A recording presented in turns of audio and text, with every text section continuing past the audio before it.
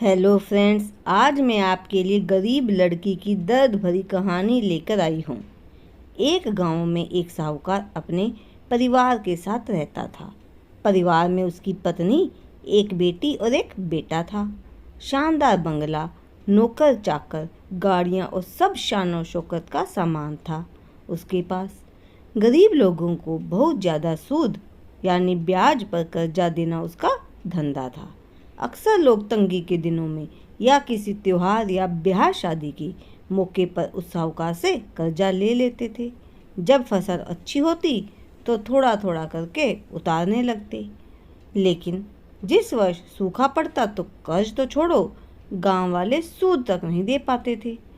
इसी का फायदा उठा वह साहूकार उनकी जमीनों पर कब्जा कर लेता, कब्जा कर उन्हें बेच देता और खूब पैसा कमाता। इस धंधे में उसका बेटा भी उसकी मदद करता। दोनों बाप बेटा हर समय किसी न किसी गरीब की जमीन हड़पने की योजना ही बनाते रहते। एक दिन शहर से एक व्यापारी आया और साहूकार से गांव में जमीन खरीदने की इच्छा बताई। साहूकार की खुशी का ठिकाना ना रहा। घर बैठे बिठाए जमीनों का ग्राहक मिल गया। साहूकार ने उस व्यापारी को बहुत सी जमीनें दिखाई जो उसने कर्जे के बदले गांव वालों से हथिया ली थी, लेकिन उस व्यापारी को कोई भी जमीन पसंद नहीं आई। गांव में घूमते हुए व्यापारी को जमीन का एक टुकड़ा पसंद आया। उसने साहूकार से उस जमीन के बारे में पूछा तो साहूकार सोच में डूब गया।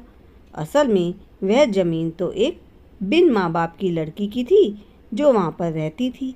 उस लड़की के माँ बाप ने साहूकार से 20,000 रुपये कर्ज लिया था, मगर उसे चुकाने से पहले ही उनकी मृत्यु हो गई। बेसहारा लड़की की हालत देख गांव की पंचायत ने साहूकार से उस जमीन पर कब्जा न करने को कहा।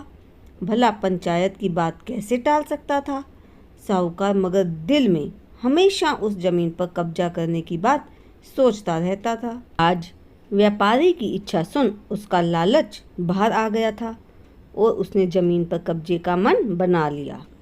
कर्जे के सारे कागज ले वह उस लड़की के घर पहुंचा और कर्जा वापस करने की बात कही।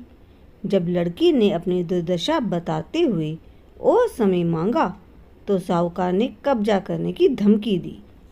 कब्जे की धमकी सुन वह लड़की पंचायत के मुखिया के पास गई और उसकी जमीन को बचाने की दुहाई लगाई।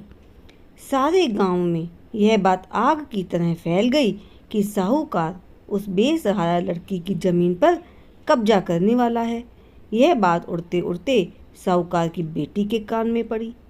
अपने पिता के लालच की बात करना सुन उसके मन में बहुत दुख हुआ। उसने अपने पिता से इस बारे में बात करने की कोशिश की, लेकिन साहूकार को तो सिर्फ बहुत बड़ा मुनाफा ही दिख रहा था। उसे बेसहारा लड़की की दुर्दशा या अपनी बेटी के निवेदन का कोई असर ना हुआ और उसने उस जमीन पर कब्जे का ऐलान कर दिया। साहूकार की बेटी ने भी जिद पकड़ ली कि उस लड़की की जमीन पर कब्जा ना होने देगी, पर अपनी एक ना चलती देख उसके दिमाग में एक योजना सूझी।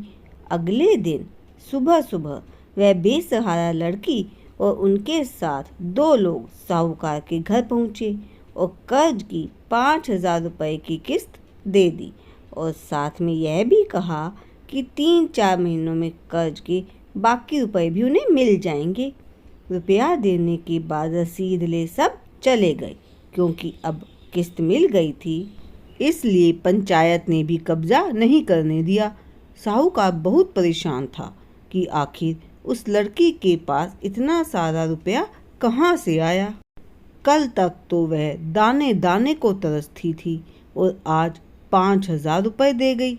कुछ ना समझ आने पर उसने गांव वालों से भी पूछताछ की, लेकिन कोई भी रुपयों के बारे में नहीं जानता था। कुछ दिनों बाद वह लड़की फिर 2 गांव वालों के साथ आई और कर्ज की बाकी रकम चुकाकर रसीद और कर्ज के सारे कागज ले लिए। साहूकार परेशान हो गया कि आखिर इस लड़की के पास इतना धन आया कहाँ से। इस तरह कुछ दिन और बीत गए। एक दिन साहूकार को खबर मिली कि उस बेसहारा लड़की ने अपनी जमीन बेच दी है। कुछ कर तो सकता नहीं था, लेकिन उत्सुकतावश जाकर देखा तो चौंक गया। जमीन पर एक बोर्ड लगा था। उस बोर्ड पर जमीन के मालिक का नाम देख साहूकार की मानो सांसें रुक गई हों। मालिक के नाम के आगे लिखा था उसकी अपनी बेटी और उस लड़की का नाम। वह दौड़ा हुआ घर गया और बेटी से पूछा कि यह क्या तमाशा है। बेटी ने उसे बताया कि उस गरीब लड़की की मदद के लिए उसने अपने सारे गहने बेच दिए ताकि उसकी ज़मीन आपके कब्जे से बच सके।